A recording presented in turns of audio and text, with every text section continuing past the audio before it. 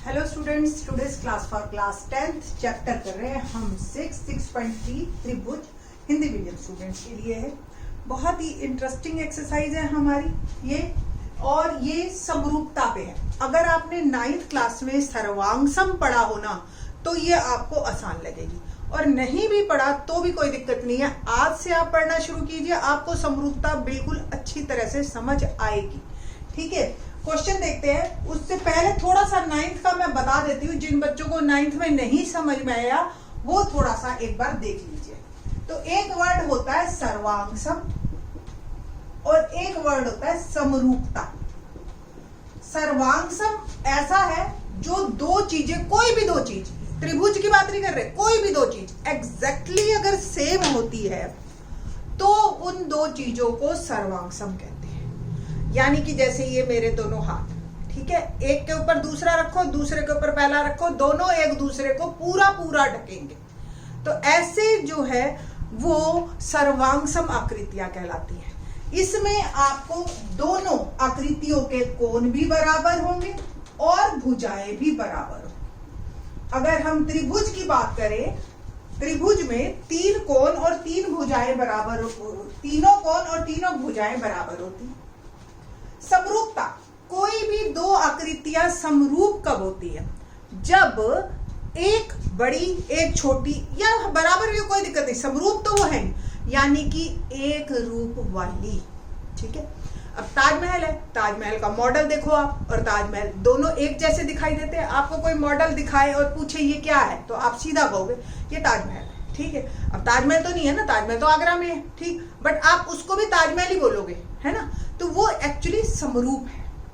ठीक है, ठीक, समरूप में जो है कोण हमेशा बराबर होते हैं, भुजाएं जो होती है वो अनुपातिक होती है। यानी कि वहां अगर 10 सेंटीमीटर है और हमने उसको 1 सेंटीमीटर ले लिया, ठीक है, तो वो 1 सेंटीमीटर सारी भुजाएं 1/10 हो जाएंगी फिर। ठीक है, जैसे आप मैप देखते हो, छोटे से कागज पे भी आप कहते हो ना, हम पूछेंगे ये मैप में क्या है, आप कहोगे ये वर्ड है, ये इंडिया है, इसके अंदर क्यों? उसकी आकृति सेम है। ठीक है, तो आकृति में जो है कोण सेम होते हैं, भुजाएं अनुपातिक हो जाती है। ठीक, ये अब हम त्रिभुजों की बात करते हैं कि त्रिभुज में सर्वांगसम क्या है और त्रिभुज में समरूपता क्या है। त्रिभुज में सर्वांगसम 9th क्लास में हमने पढ़ा था, तीनों भुजाएं अगर बराबर हमने सिद्ध कर दी तो कोण अपने आप बराबर हो जाते हैं। दूसरा हमने लिया था दो भुजाएं बराबर और उनके बीच का कोण।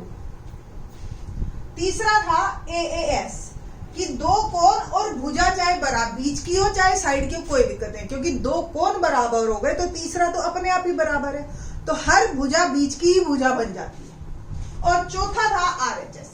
हम इस पे इतना फोकस नहीं करेंगे, हम इस बार समरूपता पे ही बात कर रहे हैं। तो इसके 3 क्राइटेरिया है हमारे पास, 4 की जगह 3 हो गए।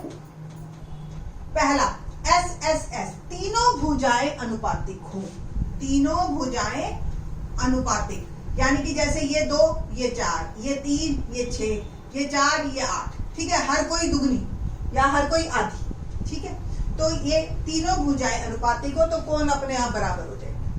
या कोई दो कोण बराबर हो जाए, अगर दो कोण बराबर हो गए तो तीसरा अपने आप बराबर, और तीसरा बराबर तो भुजाएं अपने आप अनुपातिक। और तीसरा कोई दो भुजाएं बराबर हो और उन अनुपातिक हो, सॉरी, कोई दो भुजाएं अनुपातिक और उनके बीच का कोण बराबर।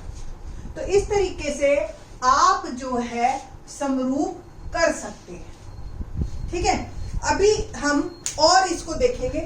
अब ये तो हो गई बात कि कसौटियां। क्वेश्चन देखते हैं, पहला क्या है, बताइए कि आकृति में दिए गए त्रिभुजों के युग्मों में से, आपको 6 युग्म दिखाई दे रहे होंगे अपने बुक के अंदर, पहले क्वेश्चन में कौन कौन से युग्म समरूप हैं, कौन कौन से समरूप है, पहले तो ये बताना है। समरूपता की कसौटी लिखिए, तो इन 3 कसौटियों में से आपको कोई एक लिखनी है कि SSS है, कौन कौन है, या SS और एक कोण है। और तीसरा, सांकेतिक रूप में समरूप त्रिभुजों को लिखो, ये लाइन वेरी इंपॉर्टेंट वन। अब सांकेतिक रूप का क्या मतलब है ये बताते हैं। आपको अगर आकृति नहीं भी दे रखी और आपने सांकेतिक रूप में लिख दिया कि त्रिभुज ABC समरूप, देखो समरूप का सिंबल ये होता है, PQR के बराबर है, तो इट मीन्स बिना फिगर दिए भी आपको ये पता होना चाहिए कि कोण A बराबर कोण P, कोण B बराबर कोण Q और कोण C बराबर कोण R होगा ही होगा। ठीक है, अब ये तो होगी बात कोणों की। अब भुजाओं की, AB भुजा हमेशा PQ पहली दो के बराबर, BC भुजा हमेशा QR के बराबर होगी, कंफर्म, अनुपातिक, और AC भुजा PR के बराबर। ये है आपकी सांकेतिक रूप त्रिभुजों का। देखिए कैसे लिखेंगे और क्वेश्चन कैसे करेंगे। तो फर्स्ट पार्ट देखते हैं। क्या है, मैंने फिगर बना रखी है। एक त्रिभुज दे रखी है ABC, कोण 60 डिग्री, 80 डिग्री, 40 डिग्री। एक त्रिभुज PQR दे रखी है, P कोण 60 डिग्री, Q 80 डिग्री, R 40। तीनों कोण बराबर, तो आप कहेंगे त्रिभुजे सर्वांगसम है, और सॉरी त्रिभुजे समरूप है। तो त्रिभुज ABC समरूप त्रिभुज PQR। और क्या कसौटी बनी हमारी, 3 कसौटियां हैं, है ना बेटा। और AA 3A लिखने की जरूरत नहीं है, 2A बहुत है, तीसरा तो अपने आप ऑटोमेटिकली बराबर हो गया। ठीक है, तो AA कसौटी से हमारी जो है त्रिभुज ABC समरूप है त्रिभुज PQR के। और चेक कर लो क्या हमने संकेत ठीक लिखा है। देखो त्रिभुज PQR लिखो, QPR लिखो, RPQ लिखो, एक ही बात है, कोई फर्क नहीं पड़ रहा। बट जब हमने समरूप सिंबल लगा दिया, फिर उसके बाद बहुत जरूरी है बराबर बराबर। आप देख रहे हो A कोण और P कोण बराबर है, B और Q बराबर है, और C और R बराबर है। ठीक है, ये तो था कोण में। अगला देखते हैं भुजाओं में। ABC त्रिभुज दिखाई दे रही है और त्रिभुज PQR। पहले तो ये बताइए कि क्या ये समरूप है या नहीं है। एक जैसी दिख भी नहीं रही, ये बिल्कुल एक जैसी है। आप एक के ऊपर एक चढ़ा के देखिएगा तो वो जो एंगल है ना वो सेम पड़ेंगे, बराबर पड़ेंगे। अब देखिए क्या ये अनुपातिक हैं, क्योंकि कोण तो दे नहीं रखे, भुजाओं पे ही बात करनी पड़ेगी। तो ये 2 और ये 2 दूनी 4, 2.5 का दुगना किया 5, 3 का दुगना किया 6, तो तीनों भुजाएं अनुपातिक हो गई। कौन कौन सी, देखो AB बटा QR, BC बटा PR और AC बटा PQ। ये तीनों अनुपातिक है, तीनों 1/2 के बराबर हैं। तो इसमें त्रिभुज ABC पहली तो मैंने एज इट इज लिख दी समरूप। अब AB भुजा किसके बराबर है, QR के, और BC PR के। ठीक है, तो QRP, यहां से देखो AB QR के, BC RP के, या PR एक ही बात है, और AC QP के आ रही है बराबर। तो ऐसे लिखना है आपने। और कसौटी क्या बनी हमारी, SSS, तीनों भुजाएं अनुपातिक। तो इस तरीके से आपको पहले ये देखना है कि त्रिभुज समरूप है या नहीं है। नंबर 2 उनकी कौन सी कसौटी है। नंबर 3 उनको सांकेतिक रूप में लिखना है। फर्स्ट का थर्ड पार्ट करते हैं। क्या है थर्ड पार्ट, कि LMP एक भुजा दे रखी है, LMP है, LMN है, LMP ओके, और DEF ये त्रिभुज है। ये 2.7, ये 3, ये 2, ये 4, 5, 6। अब 3 का तो दुगना मुझे मिल गया और 2 का दुगना भी मिल गया। इसका दुगना नहीं है ये, इसका दुगना कितना होगा, 2.7 का दुगना 5.4 है ना। तो त्रिभुज में त्रिभुज LMP और DEF में LM की बात नहीं करते, पहले हम LP और DF 3/6 1/2, MP और DE 2/4 1/2। ठीक है, अब बात करते हैं हम LM और EF की। ये 2.7 और ये 5, ये 1/2 के बराबर नहीं है। इट मीन्स LP DF बराबर MP बराबर DE but not equal to LM बटा EF। अतः ये त्रिभुजे समरूप नहीं है। ठीक है जी। सेकंड पार्ट, त्रिभुज MNL, ये 2.5 है और ये 5 है और इनके बीच का कोण 70 है। देख रहे हो, ये 5, ये 10 और इनके बीच का कोण 70। तो दो भुजाएं अनुपातिक और उनके बीच का कोण मिल गया हमें। तो अब अगला क्वेश्चन, त्रिभुज MNL और त्रिभुज PQR। जब देखो ऐसे बीच में और का निशान है, फिर हमें टेंशन नहीं है कि हमें कैसे लिखना है।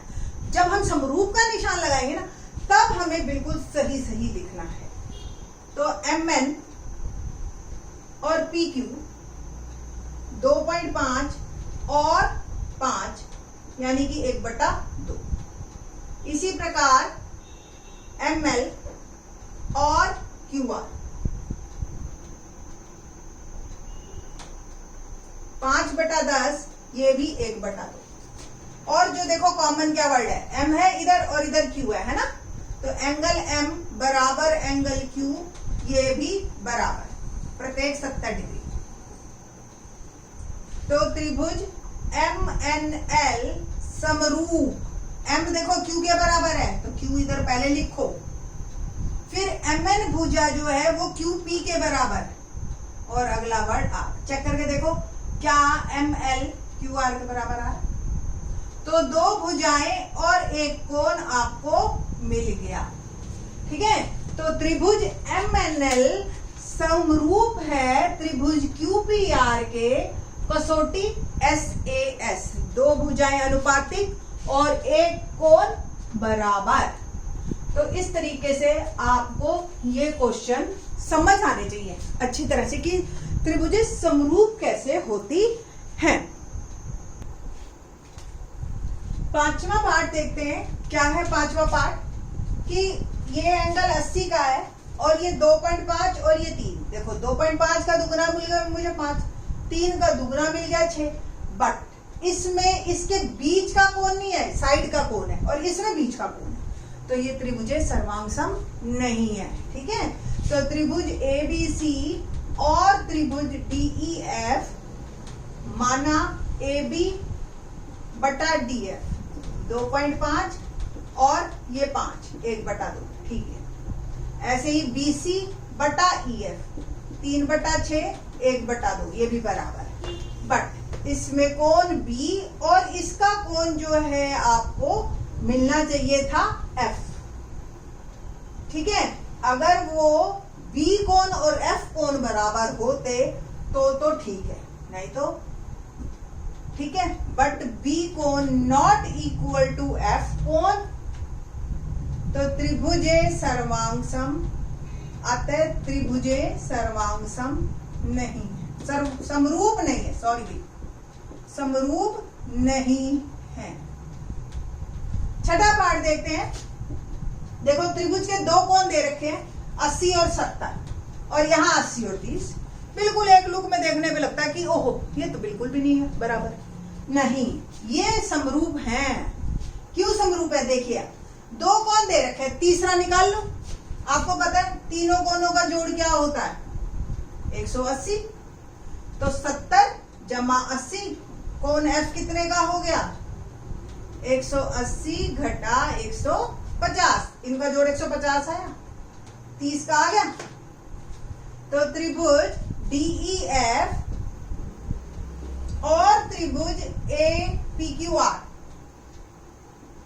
आपको दिखाई दे रहा है कि कोण E बराबर कोण Q कितने का 80 डिग्री का। F हमने निकाल लिया, F बराबर R कितने का 30 डिग्री। तो त्रिभुजे हो गई मेरी समरूप। कैसे, E कोण Q के बराबर, F कोण R के बराबर, तो तीसरा कोण तो पक्का बराबर होगा ही होगा। एक को ही निकाल लो बस, दूसरे को निकालने की जरूरत नहीं है, नहीं तो इसका निकाल लो 70। ठीक है। तो बाय एक क्राइटेरिया या एक कसौटी से ये त्रिभुजे हमारी हो गई समरूप। तो समरूप की एक बार रिकॉल करवा देती हूँ, 3 कसौटियां हैं, या तो तीनों भुजाएं अनुपातिक हो, या 2 भुजाएं अनुपातिक और उनके बीच का कोण बराबर हो, या 2 कोण बराबर। ठीक है, तो तीनों जो है अगर आपके समरूप हो जाती हैं, 3 कसौटियों में से कोई भी एक कसौटी हमें मिल गई तो हम कहेंगे त्रिभुजे समरूप हैं। ठीक है, तो इसी तरीके से हमने एक्सरसाइज के और क्वेश्चन करने हैं, बाकी के question in the next lecture. Thanks.